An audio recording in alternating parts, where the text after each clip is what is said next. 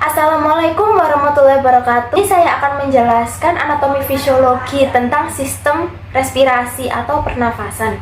Perkenalkan, nama saya Ovil Aisyarwi dengan NIM 221325557 dengan prodi D3 Rekam Medis dan Informasi Kesehatan. Definisi dari sistem respirasi adalah sistem yang membawa oksigen melalui jalan napas, kemudian ke alveoli, yang kemudian akan mengalami difusi ke darah untuk ditransportasikan. Adapun fungsi dari pernafasan yaitu 1. Untuk mengeluarkan karbon dioksida, yang kedua melembabkan udara, dan yang ketiga mengambil oksigen yang kemudian akan dibawa darah ke seluruh tubuh untuk mengadakan sistem metabolisme. Sistem respirasi memiliki dua struktur, yaitu struktur utama dan struktur pelengkap. Struktur pernafasan atas meliputi saluran pernafasan atas, saluran pernafasan bawah, dan paru-paru. Sementara untuk struktur pelengkap, yaitu dinding dada, kosta, otot pernafasan, diafragma, dan pleura. Untuk saluran pernafasan atas meliputi rongga hidung, faring, dan laring. Untuk saluran pernafasan bawah meliputi trakea, bronkus, dan bronkeolus. Dan yang terakhir ada paru-paru yang meliputi paru-paru dan alveoli. Rongga hidung dimulai dari vestibulum, yakni pada bagian interior ke bagian posterior yang berbatasan langsung dengan nasofaring. Kemudian, rongga hidung juga tempat masuknya udara menuju tenggorokan. Dan yang terakhir, rongga hidung terbagi menjadi dua bagian, yaitu secara longitudinal oleh septum hidung dan secara transversal oleh konka superior, medialis, dan inferior.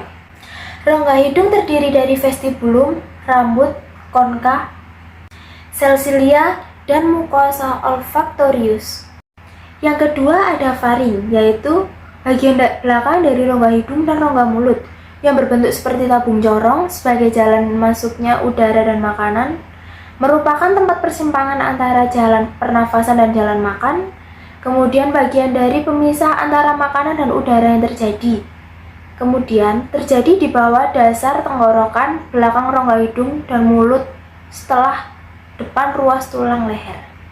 Adapun fungsi dari faring yaitu yang pertama, menyaring udara oleh rambut getar atau silia.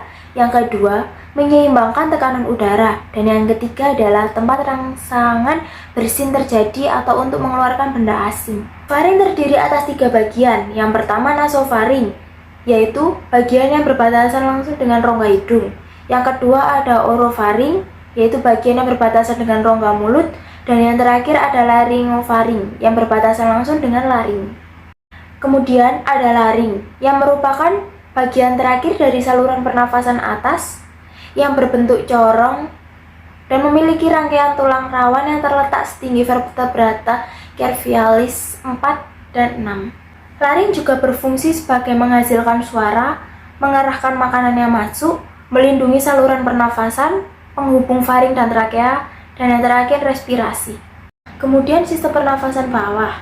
Yang pertama ada trakea yang berbentuk seperti pipa tabung yang memiliki diameter sekitar 20-25 mm dengan panjang sekitar 10-6 cm yang tersusun atas 20 tulang rawan yang berbentuk cincin kuat tetapi fleksibel.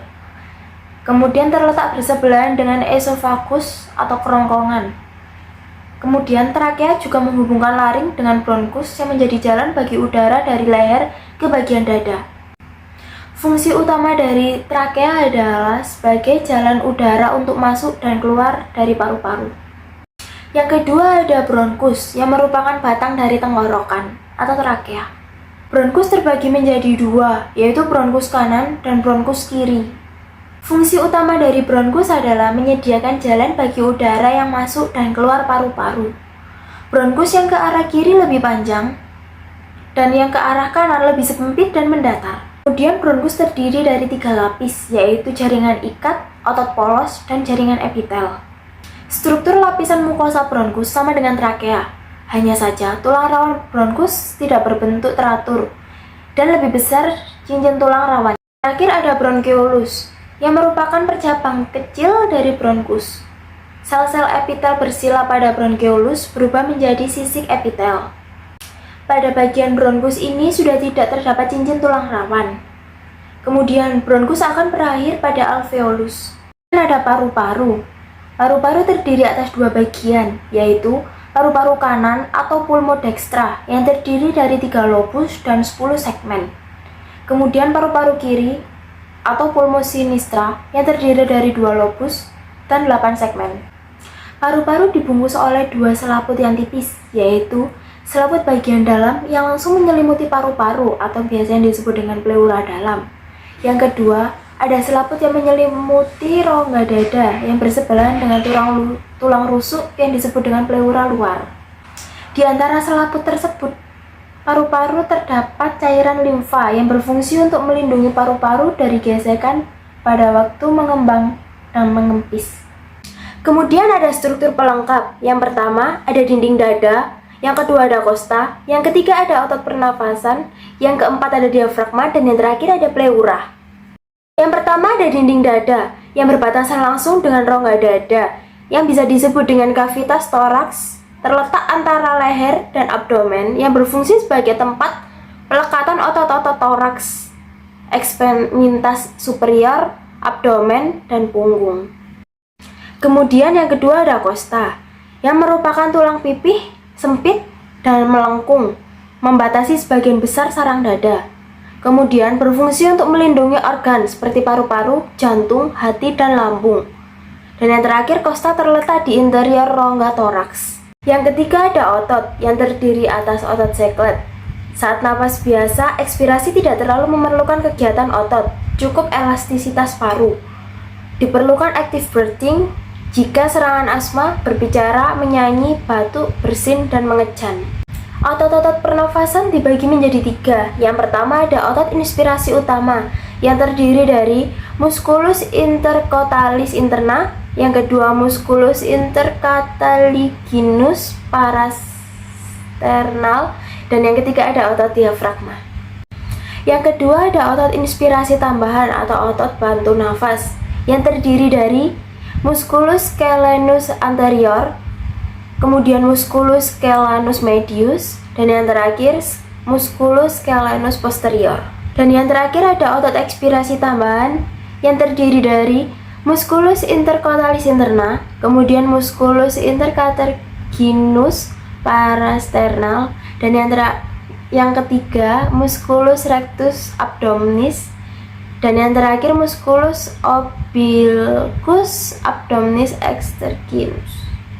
Yang keempat ada diafragma, yang merupakan lembaran-lembaran otot tipis yang bersinergi, yang melekat pada iga terbawah dan dipersyarafi nervus franchinus yang berasal dari segmen 3, 4, dan 5. Kemudian dasar dari rongga toraks dan suatu septum yang berupa jaringan musculodyneus yang memisahkan rongga toraks dengan rongga abdomen. Dan yang terakhir ada pleura atau membran yang memisahkan paru-paru dengan dinding dada bagian dalam. Pleura dibentuk oleh jaringan yang berasal dari mesodernal, berisi cairan pleura dengan jumlah yang sedikit yang berfungsi untuk memisahkan kedua pleura supaya tidak lengket. Dan yang terakhir, pleura dibedakan menjadi 2, yaitu pleura visceralis yang melapisi paru-paru dan pleura parietalis yang melapisi dinding hemitoraks. Sekian yang dapat saya jelaskan mengenai sistem respirasi. Jika ada salah kata mohon dimaafkan. Wassalamualaikum warahmatullahi wabarakatuh.